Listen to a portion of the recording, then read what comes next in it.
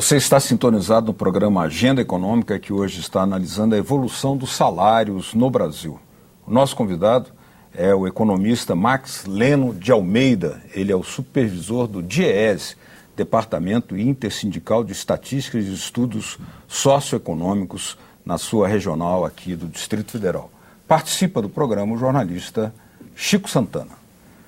Max, nós temos aqui um outro dado que é interessante analisar também, é que há uma magnitude diferente desses aumentos acima da inflação, né? Há uma tendência de queda, mesmo que seja muito expressiva. E há também um outro fato que é, nos reajustes abaixo do índice da inflação, ou seja, que eles tiveram perda, houve um crescimento do seu espaço, ou seja, mais faixas salariais ou mais negociações salariais tiveram esse número aquém da inflação. Como é que você explicaria isso? É isso mesmo, né, Beto? Bom, eu acho que é importante mencionar que o estudo, né, que retrata justamente essas 328 negociações ocorridas em âmbito nacional, ele tem essa característica também, de tentar verificar não só o comportamento de forma geral, né, a tendência que vem acontecendo nos últimos anos em termos do índice, mas, sobretudo, verificar como que cada setor se comportou no que diz respeito à negociação. E a gente procurou dividir, nesse caso, em 3 setores. A gente fez uma abordagem no sentido de verificar como que as negociações no setor industrial, no setor comércio e no setor serviços se comportou, né? No total, a gente já comentou a respeito no bloco anterior, né, 84,5% das negociações acabaram resultando em índices acima do INPC do IBGE. Vale lembrar que, igual ao INPC, foram apenas 7% das negociações ocorridas, ao passo que, abaixo do INPC, foram 8,5% das negociações ocorridas. Houve um crescimento aí. Houve um crescimento. Principalmente, né, mas são poucas, né, comparativamente ao aspecto mais geral, ou seja, ao universo que obteve a inflação ou mesmo ganhos reais, né, mas é bom que se diga que grande parte das negociações, mesmo aquelas que ficaram abaixo do INPC, foram índices próximos à inflação. Não ficaram tão distante ao patamar inflacionário. Ou seja, né, a tendência que vem acontecendo nos últimos anos é que mesmo aquelas negociações que resultem em índices abaixo da inflação do período, levando-se em consideração o INPC, né, esses índices estão muito próximos da inflação. Mas, mesmo levando em consideração o aspecto de que o crescimento econômico, né, ele vem apresentando resultados negativos frente às estimativas que foram utilizadas, mesmo porque, né, alguns setores vêm apresentando dinâmicas diferentes do comportamento do PIB de uma forma geral. Né? E esses setores... Exatamente nesse ponto que eu queria... O estudo de DIEESE aponta, por exemplo, que o setor comércio, que é aquele mais afetado num primeiro momento pela inflação, né, foi, paradoxalmente, o setor que apresentou a maior quantidade de acordos coletivos, de negociações, acima da inflação. Por outro lado, a indústria, né, teve um desempenho muito aquém da questão do comércio. E, fazendo um paralelo com a realidade nacional, nós temos hoje aí uma questão de uma balança comercial onde o Brasil importa mais do que exporta. Estaria esse comércio que oferece melhores salários ou melhores acordos vivendo mais das importações do que da produção nacional? E como explicar esse desempenho melhor do comércio? Na verdade, né, o setor comércio, ele foi o destaque dessa pesquisa. A gente verificou que das negociações ocorridas no âmbito do comércio, 97,8%, praticamente todas as negociações resultaram em índices acima do INPC do período. Que é tradicionalmente um setor difícil de negociação, né? O varejo principalmente. Né? Exatamente. Porém, há que se dizer o seguinte, no comércio, geralmente, o patamar salarial ele é um pouco mais baixo. E toma-se muito por referência a evolução do próprio salário mínimo. E vale lembrar que o salário mínimo, diferentemente de todas as outras categorias salariais, tem um mecanismo definido de reajuste anual. Eu lembro até que no passado existiam políticas salariais, existiam regras definidas na hora que as negociações viessem a acontecer, definia-se inclusive qual índice poderia se utilizar, porém, criou-se, a partir do Plano Real, a chamada desindexação dos contratos da economia. A gente sabe que alguns dos contratos ainda estão vinculados a índices de inflação, mas em muitos casos as negociações do comércio elas estão muito vinculadas, dado o seu patamar salarial, ao comportamento da própria evolução do salário mínimo. E a evolução do salário mínimo hoje ela é definida na Lei de Diretrizes Orçamentárias e também na própria Lei Orçamentária Federal, o mecanismo de reajuste pelo IPCA acrescido da variação do PIB per capita. Ou seja, o salário mínimo, em regra, já vem apresentando ganhos reais. E, consequentemente, acaba sendo um elemento balizador utilizado em várias das negociações coletivas. Fundamentalmente no caso do comércio, em que os patamares salariais são um pouco mais baixos do que os demais segmentos, no caso a indústria e o próprio setor serviços. Agora, vamos tentar entender um pouco mais a questão da indústria, porque ali na indústria foi de 85%, no universo 142 reajustes que foram analisados. De um modo geral, a retração em diversos ramos industriais, acompanhando a redução dos investimentos públicos, por exemplo, que também tem registrado uma queda, incidiram num crescimento menor. Mas agora, qual é o paralelo que pode ser feito para explicar que na indústria há setores que estão mantendo aquele comportamento? O setor de automotores, por exemplo, é um setor, pode ser citado como exemplo, mas outros não, uma certa retração e até mesmo transformando algumas empresas em simples montadoras de empresas externas que aqui vêm. Isso se reflete como no salário?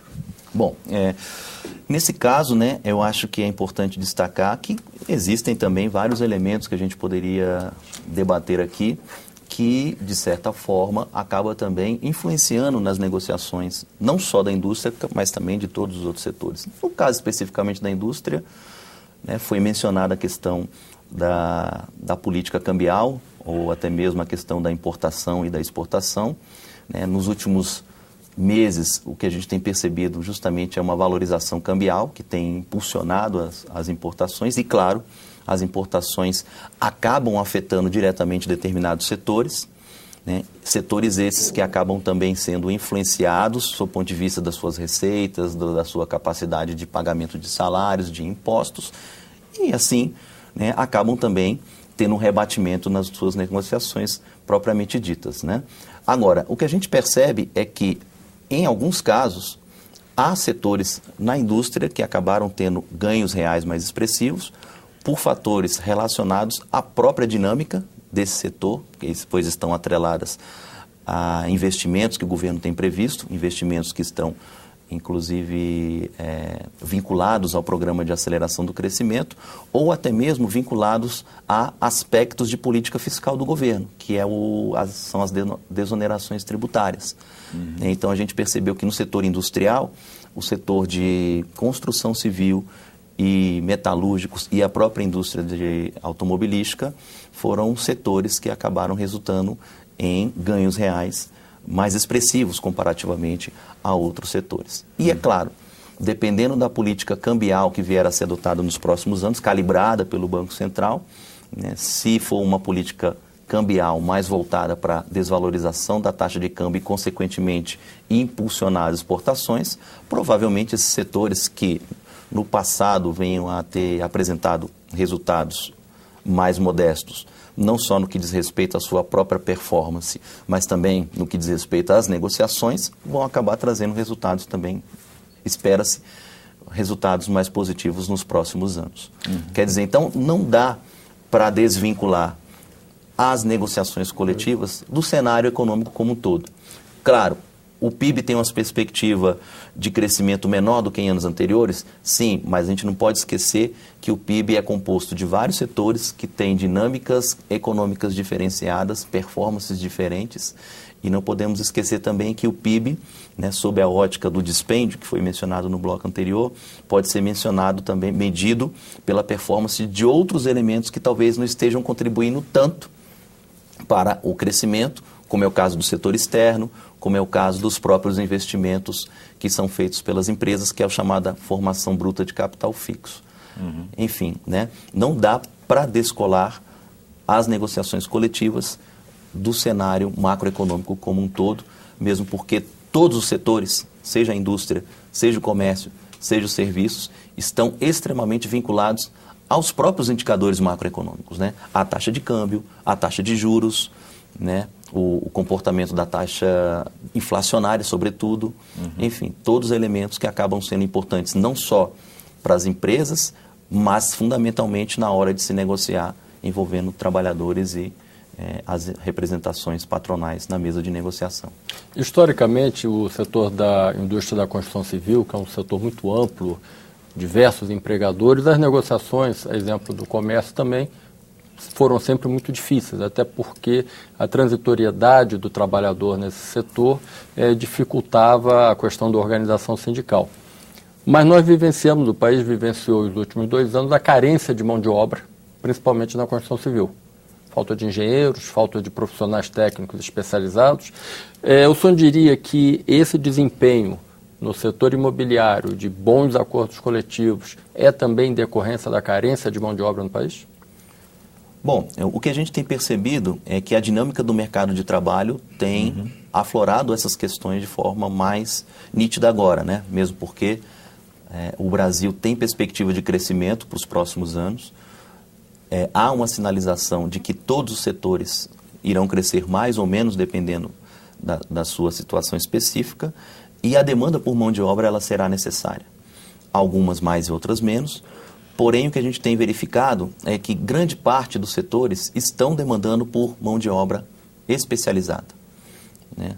Claro que a inserção no mercado de trabalho ela acaba sendo um pouco mais facilitada, né, dependendo do nível salarial e da questão também que envolve os aspectos da inserção do próprio trabalhador no mercado de trabalho. Acho que é necessário que o governo pense em políticas públicas no sentido de que haja condições necessárias que a inserção no mercado de trabalho ela seja positiva para todos os setores, porém, em determinados segmentos, né, há uma necessidade maior de mão de obra qualificada, e quando a gente fala de mão de obra qualificada, né, não é apenas o engenheiro, não é apenas o médico, não é apenas aqueles profissionais com nível de escolaridade um pouco mais elevado. A gente tem percebido uma pressão no mercado de trabalho. Pedreiro, eletricista, exatamente. Então você tem isso. Então são especialistas, né, são mão de obra especializada, que de certa forma está sendo demandada pelo mercado de trabalho como um todo e, consequentemente, né, essa pressão por demanda de profissionais com essas qualificações, com essas características, tem feito com que o nível salarial também tenha se elevado nos últimos anos, né, no sentido de suprir essa carência dessa mão de obra. Cito até, dado a característica da nossa população brasileira de aumento de expectativa de vida, né, uma das profissões que tem crescido muito são cuidadores de idosos, né, cuja demanda por esses profissionais tem crescido muito e, consequentemente, o patamar salarial desses profissionais tem aumentado no mercado de trabalho. Então, acho que essa observação é importantíssima, né? Dada a carência de muitos profissionais no mercado de trabalho, essa pressão por essa demanda, por esses profissionais, tem também sido um elemento de elevação dos seus patamares salariais específicos. Vamos analisar um pouco a área de serviços, porque aí nós observamos que 141 reajustes analisados nesse setor, cerca de 79% registraram os ganhos salariais acima da inflação. Mas vale comentar que esse é um setor que tem sofrido uma intensa participação de investimentos externos, né, o que resulta num processo de desnacionalização, e de alguma maneira isso também tem se registrado nesses resultados no reajuste salarial, né, que poderia ser diferente. Qual é o fator ou os fatores que mais interferem nessa questão? Nesse caso, tem um aspecto histórico, né? O crescimento do setor serviços vem se dando nos últimos anos, né? A participação do setor industrial vem diminuindo, e esse é um dos setores, junto com o comércio, que tem mais conseguido se ampliar nos últimos anos e, consequentemente, tem conseguido gerar mais empregos comparativamente a outros setores, né? O setor serviços vem crescendo bastante. E das 141 negociações ocorridas, né, no nosso painel que a gente acompanhou, a gente percebe que alguns setores apresentaram ganhos reais mais expressivos, que foi o caso da educação, que foi o caso da segurança e vigilância, que foi o caso de transporte, próprias comunicações, que são setores nesse segmento de serviços que vem crescendo muito nos últimos anos. Mas seriam empregos menos qualificados, nós poderíamos chamar assim? Bom, a pesquisa ela não chega a tais detalhes, né? Ela não esmiuça essas informações a tal ponto de que nós tenhamos um retrato, uma radiografia, né, do nível de qualificação desses setores. Mas é um setor que está sendo altamente automatizado, né? Bancos, telecomunicações. A automatização ela está presente, né? A automação ela está presente, porém é bom que se diga que esses profissionais também estão sendo muito demandados no mercado, dado a perspectiva de crescimento desses setores, né? A política creditícia, os créditos têm aumentado nos últimos anos, mesmo com o crescimento da automação, a gente tem percebido uma geração de empregos nesse setor, né? Claro que com características talvez diferentes, né, do passado, mas a gente tem percebido que esses setores têm demandado mão de obra, apesar de todo esse incremento tecnológico, apesar de toda essa automação, que também está presente nos outros setores, né? É bom que se diga. No próximo bloco, a Agenda Econômica vai analisar aqui o comportamento dos salários regionalizadamente e também focalizar um pouco a questão da indústria da construção civil, tendo em vista o programa Minha Casa, Minha Vida, como se comportam os salários nesse setor. Continue com a gente.